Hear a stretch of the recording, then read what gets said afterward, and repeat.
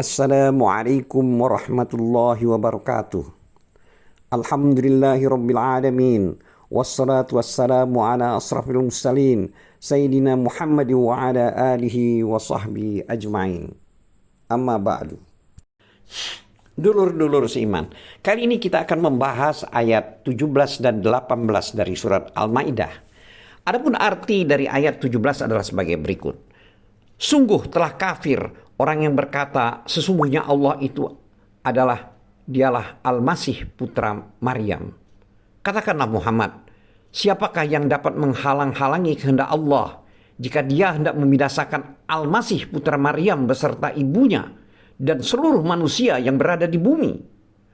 Dan milik Allah lah kerajaan langit dan bumi dan apa yang ada di antara keduanya.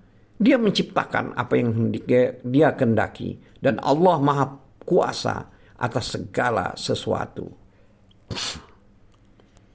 Selanjutnya terjemahan dari ayat 18 adalah sebagai berikut. Artinya, orang Yahudi dan Nasrani berkata, kami adalah anak-anak Allah dan kekasih-kekasihnya. Katakanlah, mengapa Allah menyiksa kamu karena dosa-dosamu? Tidak, kamu adalah manusia biasa di antara orang-orang yang Dia ciptakan. Dia, Allah, mengampuni siapa yang Dia kehendaki dan menyiksa siapa yang Dia kehendaki. Dan milik Allah seluruh kerajaan langit dan bumi serta apa yang ada di antara keduanya. Dan kepadanya semua akan kembali. Demikian terjemahan dari ayat 17 dan 18 dari surat Al-Maidah. Terkait dengan ayat tersebut, Allah Ta'ala berfirman dengan mengabarkan tentang kekafiran kaum Nasrani yang dalam anggapan mereka terhadap Al-Masih Isa bin Maryam, bahwasanya Isa bin Maryam adalah Allah, padahal dia adalah salah seorang hamba Allah dan salah satu makhluknya. Sungguh maha tinggi dan maha besar Allah dari perkataan mereka.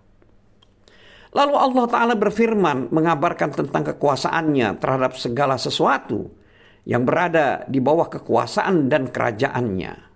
Yaitu tercantum dalam ayat 17 surat Al-Maidah yang telah kita bacakan tadi. Yang artinya, katakanlah, maka siapakah gerangan yang dapat menghalang-halangi kehendak Allah jika Dia hendak membinasakan Al-Masih putra Maryam itu beserta ibunya dan seluruh orang-orang yang berada di bumi semuanya. Maksud daripada tafsir kalimat ayat 17 surat Al-Maidah ini adalah jika Allah Ta'ala hendak berbuat demikian, maksudnya membinasakan mereka, Al-Masih beserta ibunya dan semua orang-orang yang berada di bumi semuanya, maka siapakah yang dapat mencegahnya? Siapa gerangan orang yang dapat mencegahnya? Mencegah tindakan Allah tersebut? Atau siapakah gerangan orang yang mampu untuk merubah hal tersebut? Artinya merubah dari kehendak Allah tersebut. Di sini Allah telah berfirman, yaitu dalam ayat 17 surat Al-Maidah, yang artinya kepunyaan Allah lah kerajaan langit dan bumi dan apa yang di antara keduanya. Dia menciptakan apa yang Dia kehendaki. Di sini maksud dari tafsir dari kalimat dari ayat 17 ini adalah bahwa seluruh makhluk yang ada ini adalah miliknya dan ciptaannya. Dia Allah Maha Kuasa terhadap apa yang dikehendakinya. Tidak ditanya apa yang telah dilakukan karena kekuasaan dan kekuasaannya, keadilannya, dan keagungannya. Ini adalah sebagai bantahan terhadap kaum Nasrani. Semoga Allah melaknati mereka selamanya hingga hari kiamat kelak. Selanjutnya, Allah Ta'ala juga berfirman sebagai bantahan terhadap kaum Yahudi dan Nasrani tentang kedustaan mereka dan sikap mengada-ngada dari mereka, yaitu dalam ayat 18 surat Al-Maidah, yang artinya Orang-orang Yahudi dan Nasrani mengatakan kami adalah anak-anak Allah dan kekasih-kekasihnya. Jadi maksud daripada ayat 18 ini adalah kami, maksudnya orang Yahudi dan Nasrani tersebut menisbatkan diri kepada nabi-nabi Allah, adalah orang yang menisbatkan kepada nabi-nabi Allah, dan para nabi tersebut adalah anak-anak keturunannya. Maksudnya keturunan Allah. Allah selalu menjaga mereka dan mengasihi kami. Orang Yahudi dan Nasrani menukil hal tersebut dari kitab-kitab mereka, bahwa sesungguhnya Allah Ta'ala telah berfirman kepada hambanya Israel, di mana dalam kitab mereka tersebut disebutkan, kamu adalah anak pertamaku. Maka mereka memahami perkataan ini dan tidak sesuai dengan tafsirnya. Bahkan mereka memalingkannya. Banyak orang-orang cerdas dari kalangan Yahudi dan Nasrani yang telah masuk Islam membantah mereka dengan mengatakan bahwa perkataan seperti itu digunakan untuk penghormatan dan pemuliaan.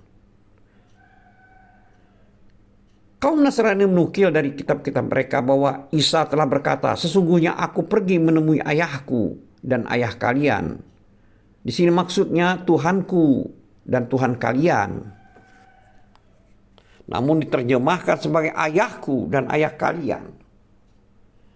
Sudah diketahui bahwa mereka tidak mengaku bahwa diri mereka adalah para nabi, seperti apa yang telah mereka ditetapkan bagi Isa alaihi salam. Akan tetapi yang mereka kehendaki dari perbuatan ini adalah kecintaan mereka kepadanya dan kedudukan mereka di sisinya. Oleh karena itu mereka mengatakan kami adalah anak-anak Allah dan kekasih-kekasihnya. Dalam hal ini untuk hal-hal tersebut maka Allah Ta'ala telah membantah mereka, yaitu pada kalimat dalam ayat 18 surat Al-Maidah, yaitu dalam kalimat yang artinya katakanlah, maka mengapa Allah telah menyiksa kamu karena dosa-dosamu? Maksud dari kalimat ayat ini adalah seandainya kondisi kalian itu seperti yang kalian klaim, yaitu sebagai anak-anak dan kekasih-kasih Allah, maka kenapa neraka jahanam telah dipersiapkan untuk kalian atas kekafiran dan kedustaan dan sikap yang mengada-ngada dari kalian tersebut? Salah seorang pembesar kelompok Sufi berkata kepada seorang ulama fikih, di mana kamu mendapatkan dalam Al-Quran bahwa orang yang dicintai tidak akan mengazab orang yang dicintainya? Ulama fikih itu tidak dapat membacanya. Lalu orang Sufi itu membaca ayat, katakanlah, mengapa Allah menyiksa kamu karena dosa-dosamu? Ini adalah yang telah dikatakan oleh Al-Hasan. Ini memiliki beberapa bukti penguat dalam Musnad milik Imam Ahmad yang diriwayatkan oleh Anas. Ia berkata, dalam satu hadis, yaitu yang riwayat Ahmad, yang artinya Nabi SAW pernah berjalan melewati beberapa orang sahabat. Sementara di tengah jalan ada seorang anak kecil. Tatkala ibunya melihat ada rombongan banyak orang, ia khawatir anaknya terinjak. Maka dia segera berusaha memberi sembari berkata, anakku, anakku. Maka dia berhasil mengambilnya. Rombongan para sahabat berkata, wahai Rasulullah, apakah ada dalam pikiran perempuan ini untuk melemparkan anaknya ke dalam neraka?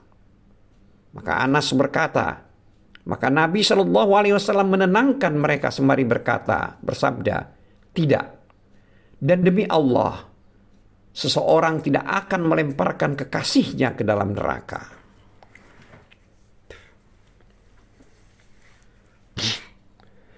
Firman Allah Ta'ala, yaitu dalam ayat 18, terdapat kalimat yang artinya, tetapi kamu adalah manusia biasa di antara orang-orang yang diciptakannya. Maksud dari kalimat dari ayat 18 ini, itu adalah bagi kalian terdapat suri toladan terhadap orang-orang yang sama dengan kalian dari anak keturunan Adam. Dan Allah yang maha memutuskan perkara bagi seluruh hamba-hambanya.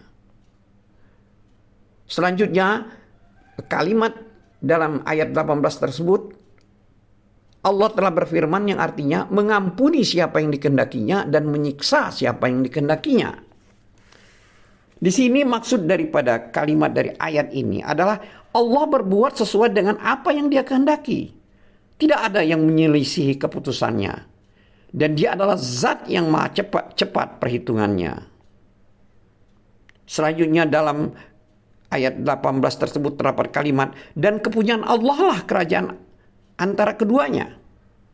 Di sini maksud dari kalimat dari ayat 18 ini adalah seluruh makhluk itu adalah milik Allah dan di bawah kekuasaannya. Dan kalimat selanjutnya adalah kepada Allah lah kembali segala sesuatu. Di sini maksudnya adalah segala sesuatu itu akan kembali kepada Allah Ta'ala. Dia, Allah, akan memutuskan perkara di antara hambanya dengan adil. Wallahu a'lam bissawab. Wabillahi taufiq wal hidayah. Wassalamualaikum warahmatullahi wabarakatuh.